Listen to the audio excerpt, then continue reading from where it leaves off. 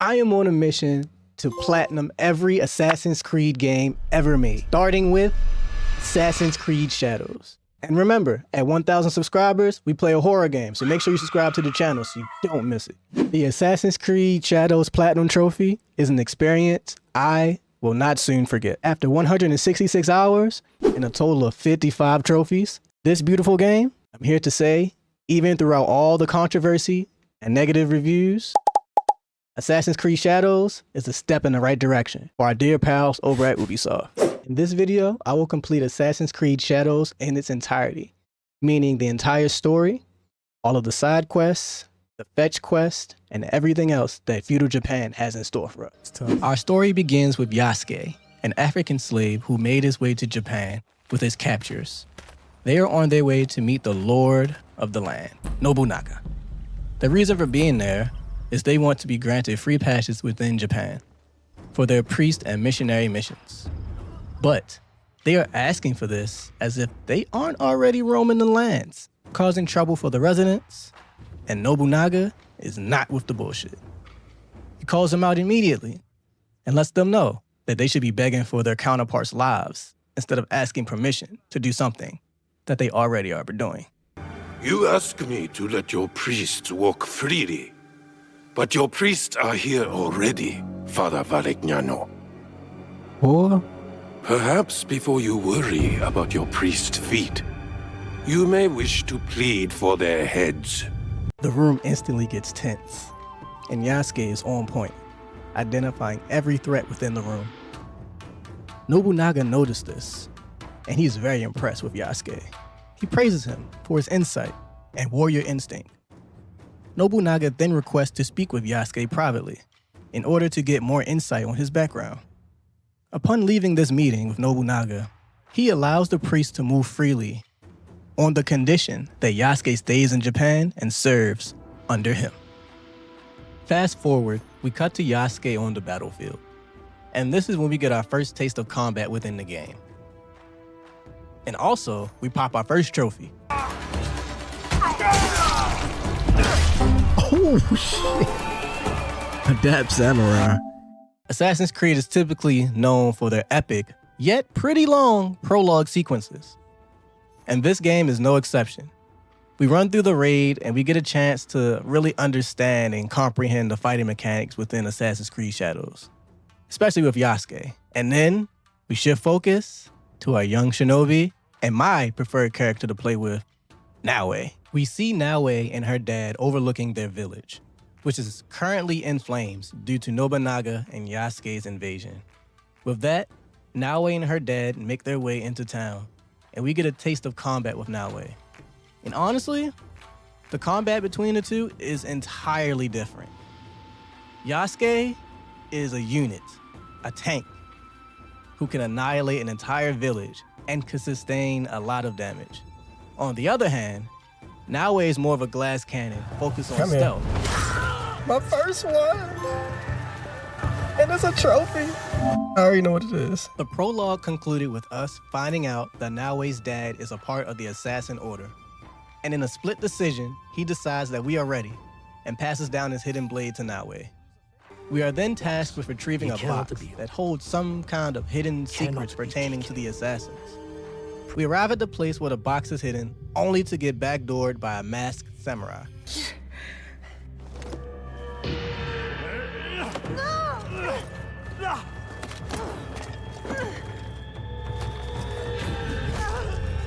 Damn. Luckily, Dad is nearby and comes to our aid. Shit, bust. He gets us to his friend, Tomiko, her home, where we recover from our wounds and make our way to take back what was stolen from us, the box. Unfortunately, we still aren't strong enough to get the box, and Pops passes away as a result of protecting Naoe.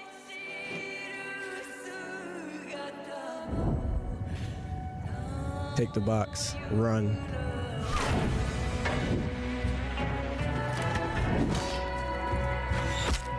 He did a shot. Ooh, that was quicker than I thought it'd be.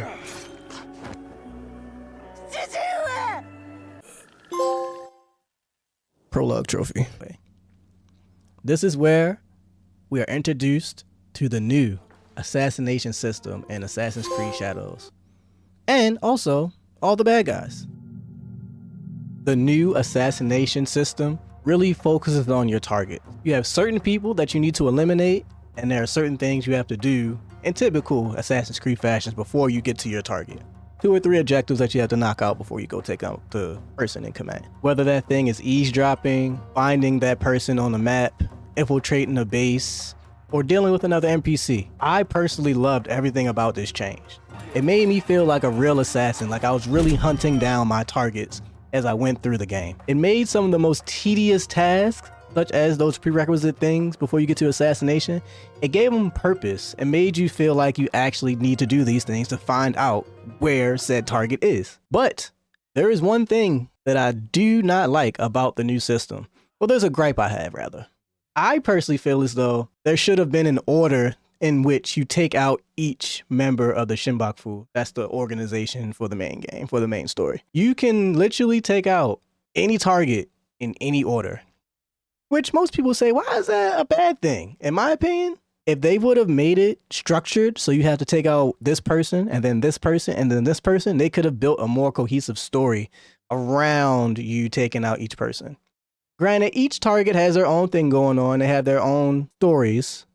I feel as though Assassin's Creed could have streamlined that. A more cohesive story could have been told if they would have gave some structure and some order, which you took out each assassination target. That's pretty much the only gripe I have. With that being said, there are a total of 12 Shinbaku members that need to be taken out one by one.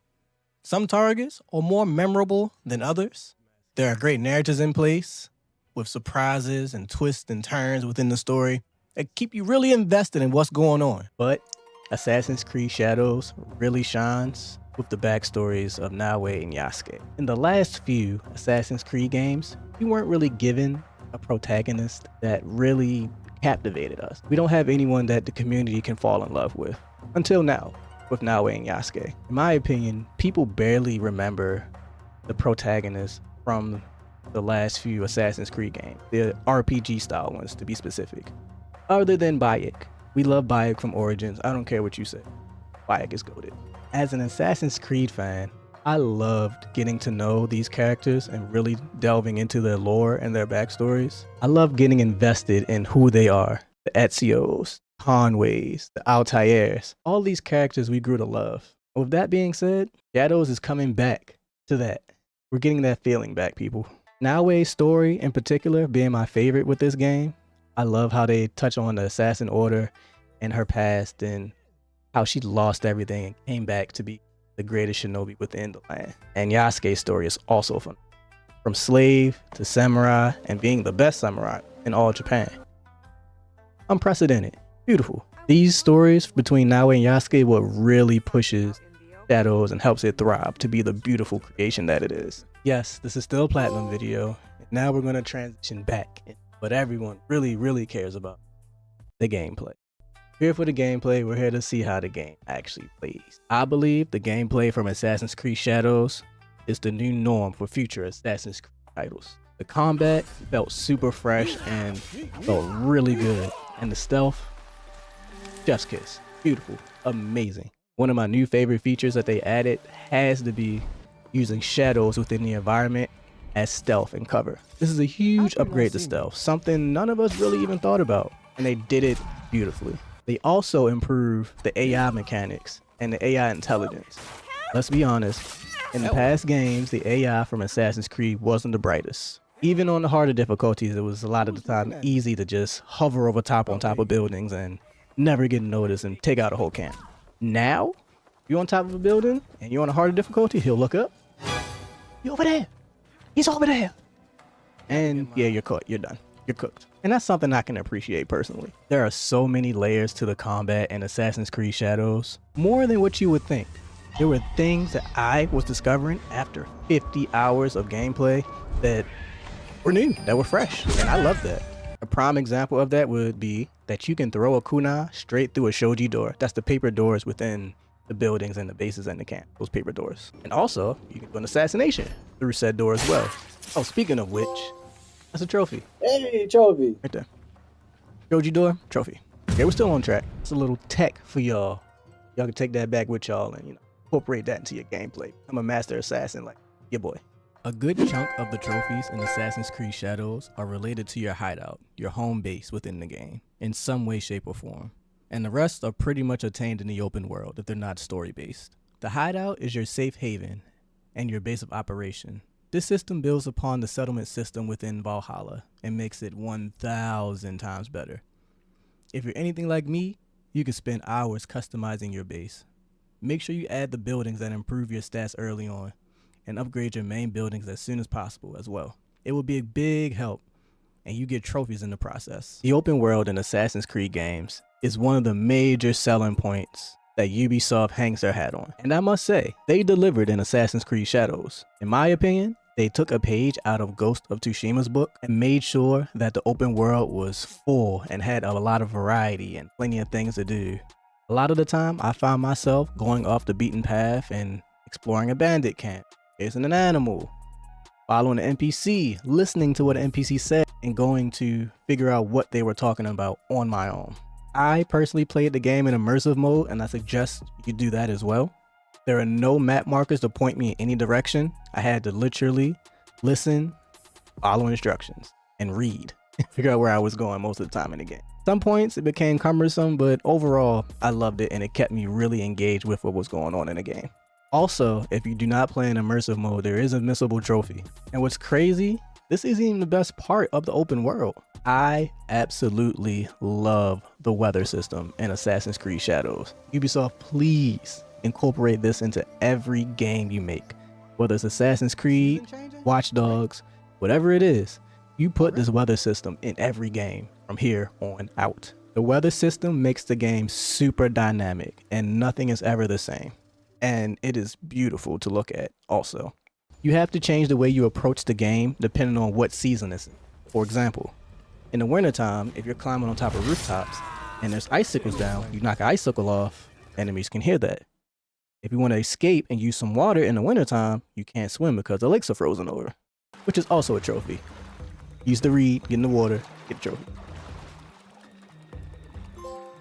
There is also another trophy that depends on seasons as well in Assassin's Creed Shadows, where you find legendary animals in the open world. You slowly approach them and paint them.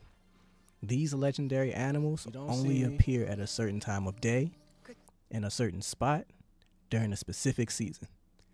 This was hands down one of the most annoying trophies in Assassin's Creed Shadows. You can only get this trophy if you are in the right spot at the right time during the right season.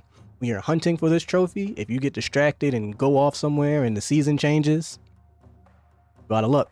You gotta wait for the clock to roll all the way back to that season you need and then go back and then try to get the painting.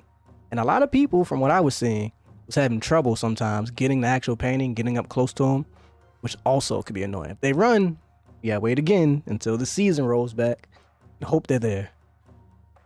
Abysmal, annoying, but in the end, I got some fire pictures. I got to see the nine-tailed fox. So, is it worth it? Y'all let me know in the comments. I don't know. That brings me to the final stage of the Platinum Trophy, the cleanup. Part we all hate the most as trophy hunters. After beating the main story, beating Act 3, and finishing the epilogue, there were only a few things left in the open world that I needed to do in order to complete my platinum run. But in grand chemo fashion, I saved some of the most annoying trophies for the end. You know, that's how we do around here. Starting with finding all the Kuji-Kiris around the map. Kuji-Kiris are the Naoe specific minigame, so to speak. We have to press buttons in a certain order and a certain rhythm in order to complete the minigame. And a lot of these in the beginning, I believe the first 5 are attached to Naoe flashbacks. These flashbacks in the beginning of the game are super fun, and you get a lot of context about Naoe's history and what she's been through. But these Kuji-Kiris get annoying because there are 23 of them, and you're not going to find them all in the beginning of the game, unless you really lock in and focus. If you're like me, you do the first 5 or 6 and just come across whatever you come across, and then at the end, you have to backtrack and say, damn, where did I go here? Did I go there? Did I go here? Did I go there? It's just a bunch of backtracking, and we all hate it for the cleanup stuff with our trophies. The next annoying trophy is to max out your rations. This one was a little tricky. A lot of people struggle with this trophy, so I'm gonna put you all on. I'm gonna help you all out. If you're trying to get this trophy, one of the first things that you need to do is turn off immersive mode. I know I told you guys to turn it on in the beginning of the video, but without immersive mode, you will be running around like a chicken with your head cut off, trying to find all of the meals that you need for this mission. Trust me, turn it off whenever you start searching for this trophy. After you turn off immersive mode, you want to go back to your base, you want to go to your builder, and you want to build a tea room. This tea room helps increase your rations and will get you one step closer to getting that trophy. Your final step for this trophy is to complete the mission, Feast for Thought. Once you complete that mission and find all the dishes around the continent, that's why I told you to turn off immersive mode, so they tell you where the dishes are once you select the mission. Once you do that, trophy pops. You're good to go. My last trophy, and probably top 10 most annoying, would have to be Over Design 3. This trophy was supposed to be super easy, you know? But it definitely took me an hour, maybe 2. For this trophy, you must take down an enemy who is both poisoned and dazed, and take him out with a finisher. That is a finisher with both. Easier said than done. The tough part is making sure that the enemy maintains both status effects until you can get him unalived with a finisher. Another finisher. My problem was, a lot of the time, my poison would take him out before I can get the finisher off. It take you so long to switch weapons. Or the days will go away before I can completely proc my poison.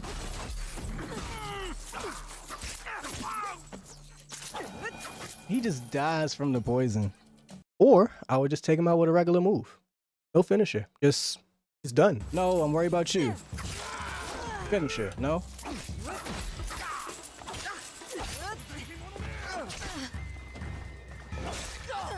Why is it so annoying, chat? Once we finally got it, and that trophy popped, and then that platinum trophy popped, I was so happy. This might be it, man.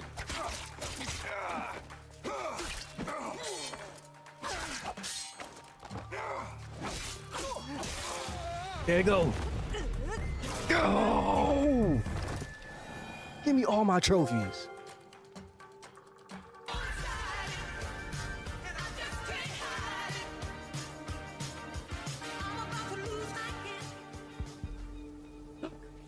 That's it.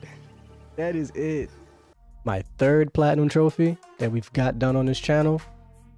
I'm so grateful. I'm so happy. But I did feel a bit of sadness to know that I'm pretty much done with this game and I won't be back until the DLC comes out.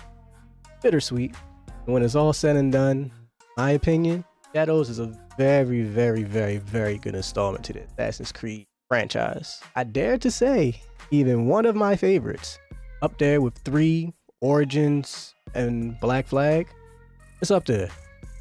This is what we always wanted as AC fans. I remember playing Assassin's Creed 1 and Black Flag and Unity, talking to the homies, always like, man, can't wait till this game gets to Japan. It's gonna be so epic and so crazy. And here we are. Finally got what the people been asking for, and Ubisoft delivered. That's all we could really want, is for them to deliver and give us good products, man. And not microtransaction the hell out of us. They got some in here, but you know, they could be avoided. We waited a long time for this game, and it did not disappoint. I enjoyed pretty much every moment of it. I would have to rate this game an 8.5 out of 10 on the chemo scale. Not perfect, it's not horrible, not quite a 9, but definitely replayable, definitely a fun time. Thank you guys for watching. Make sure you leave a like on this video and subscribe to the channel. And if you like this video, I know you'll love this one.